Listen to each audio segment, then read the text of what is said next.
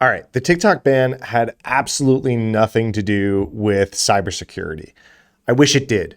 I wish it did. That would be easier to solve than what it was actually about. If you're new here, my name is Matt Johansson. I've got over 15 years in cybersecurity, from startups to giant global financial organizations. And I'm not here to tell you that TikTok does not pose a cybersecurity risk.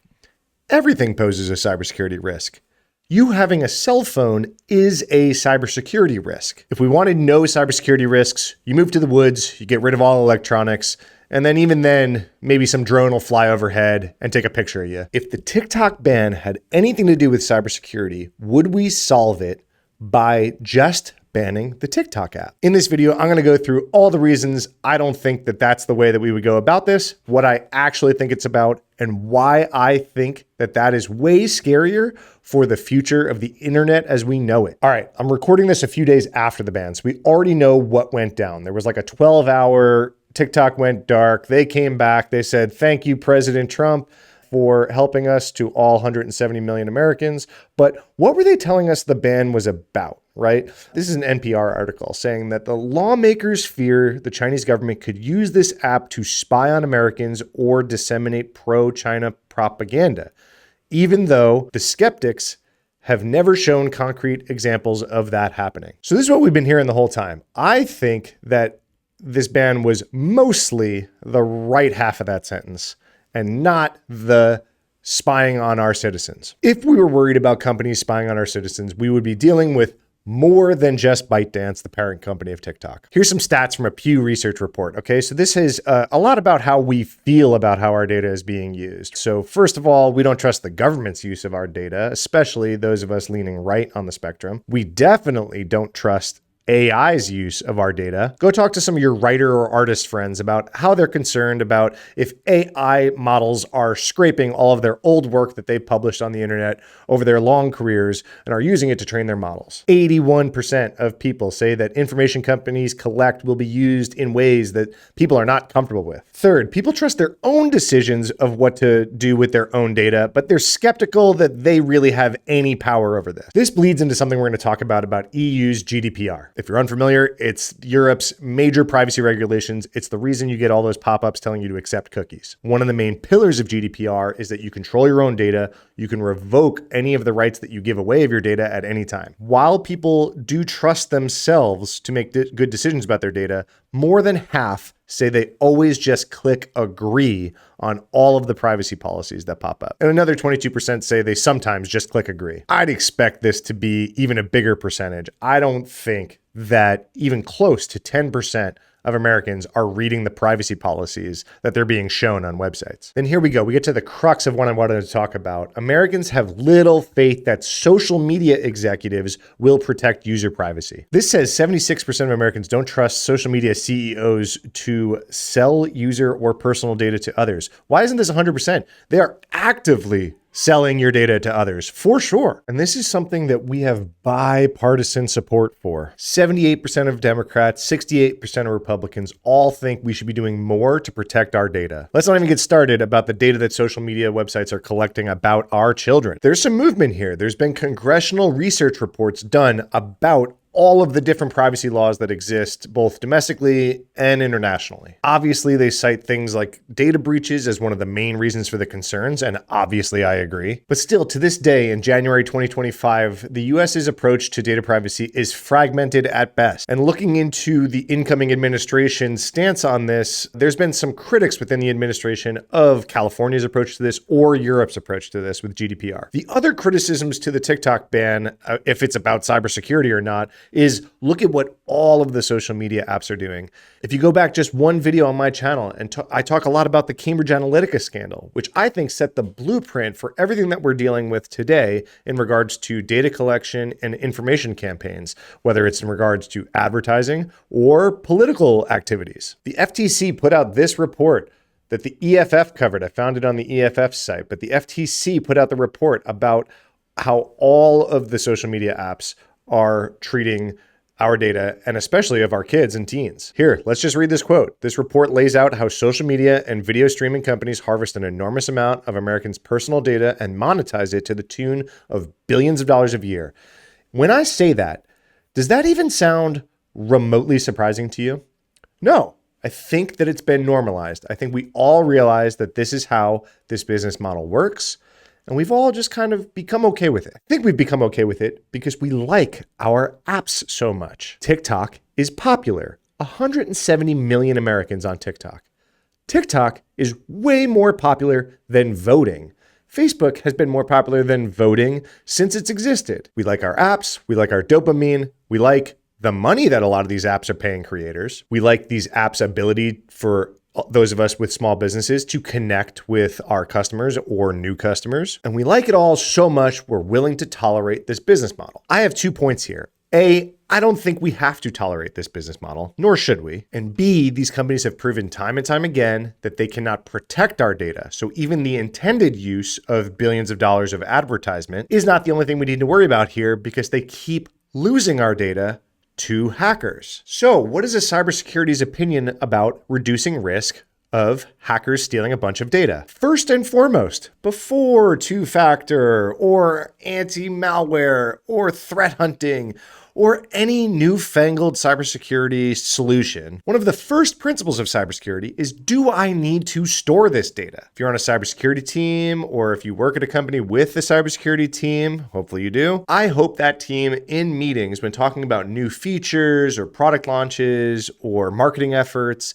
is posing the question, hey, do we really need to store that? Next time you go to your doctor's office and they hand you a clipboard with a piece of paper to fill out that you've filled out every time you've ever been there, and there's a spot for your social security number, just try to see what happens if you leave that blank. I find that the doctor's office doesn't really need your social security number. Yeah, maybe somewhere down the line, an insurance provider will want to verify it, or something to do with like finance and taxes might come up, but usually the front desk of your doctor's office has no need for your social security number. Just leave it blank. What if we had that level of granular control over the information that we gave these giant social networks? So regardless of which country owned the social network, we would be in power of the data that they collected. So I pose that if the TikTok ban was about cybersecurity, we would be having that conversation. So what is the TikTok ban really about, you say? It's about algorithmic control and unfettered access to information. And this is why it scares me that we're doing this in the US. When I hear a country banned a foreign app because it didn't want the citizens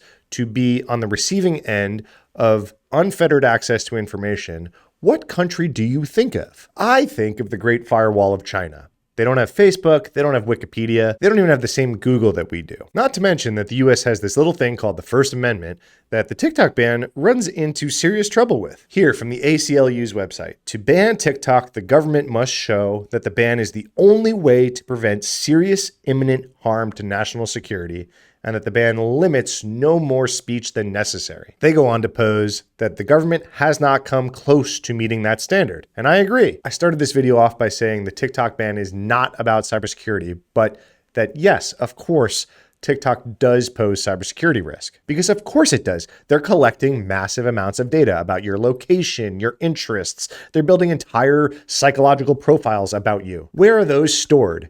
A, on servers in China. B, on servers that could potentially in one day or another be the victim of a data breach. That comes with inherent risk. But the First Amendment protects our right for unrestricted access to communicate with one another. And as we just saw, under the First Amendment, the government must clear a very high bar to ban an entire means of us communicating with each other. And from what we're seeing publicly, I don't see that bar being cleared. Is there a possibility that in these secret briefings behind closed doors, they have access to more information about the national security concerns of TikTok in the public? Yes. Was TikTok being dark for only 12 hours before being heroically rescued indicative of that information actually existing? Absolutely not. If this had anything to do with cybersecurity, we would be following the lead of somebody like the EFF, who used to do this great report. I couldn't find a more modern one about who has your back. In this report, they rate various technology companies and social media companies on transparency and user control of your data. If we were talking about security and caring about whoever is spying on you, we would be looking at a chart like this and making sure that we could enforce all of these stars being lit up. I'd be interested in a 2025 version of this. So I'm not going to go into all these stars because I don't know if this is indicative of reality today. This was 2019. I can tell you that there's been no federal pressure to light up this chart. The other thing missing from that chart would be all of the other apps owned by Chinese company that are collecting tons of data. Things that suspiciously did not get banned in the last week. There's a number of other top apps in the Google and Apple App Store that are Chinese made. There are games. I think Genshin Impact is one of them. There's stores like Temu. The difference being that these apps don't give you any information. There's no algorithm to control. So that brings me to the major point of my video of why everything I just said leads me to be more scared than less scared. You're going to ask me, Matt, if TikTok doesn't pose any more of a risk than any of the other social media apps that I do, why are you more scared about what happened this week? Because I think that we just proved that the government in the US does have the capability to just pick random corners of the internet to turn off for us. I also think the US sometimes leads the way in a lot of other Western democracies. I'm getting at, if we do something, maybe some other countries like Canada would follow suit. And what would that lead to? Would that lead to a more open and free internet? Or would it lead to all of us having our own little digital fortresses where the governments control what the citizens can access? What if instead of federal regulations about privacy and data protection, which don't seem to be on the horizon, we go more towards federal regulations about algorithmic control? So if we all tolerate a TikTok ban, the next step is, what would we ban next? Would we ban other apps? Or would we somehow enforce algorithmic control about suppression or amplification of various talking points across any other platform? Who's to say we can't claim national security risk about a certain topic being amplified on YouTube? Obviously, these are all hypotheticals. But I'm just saying that the last week scared me about the future of a free internet. And I'm not sure that there's much that we can do about it at this point. I think this week just showed us that we were willing to take that step. Of course, that means I'm going to stand here and say, hey, if we're in favor of actual cybersecurity, let's focus on cybersecurity and data privacy. Let's not pretend that censorship has anything to do with protecting our cybersecurity. We need real data protection, not selective app crackdowns. I think if you haven't already, please pay attention to what the EFF has been out there saying for decades. If you're into or optimistic about that sort of thing, please contact your local representatives and urge them to consider more strict data privacy laws instead of things like the TikTok ban. And then, of course, please take control of your own data when you can. Use things like end-to-end encrypted messaging apps. Look into some of the new federated social media platforms like Blue Sky. And please don't let fear-based politics destroy this free and open expression we have today on the internet. Keep asking questions, keep demanding transparency. If someone is trying to scare you and tell you that they will protect you if you just give them a little bit more of your rights, you should pause and think, what do they have to gain from this? That's all for today. Thanks for watching. Let me know below. Do you think the TikTok ban was actually about cybersecurity? Or do you agree with me that it was about controlling the narrative? I talked about this a bunch already on my Instagram and my newsletter. You can find those links below. But otherwise, please follow here for more cybersecurity news.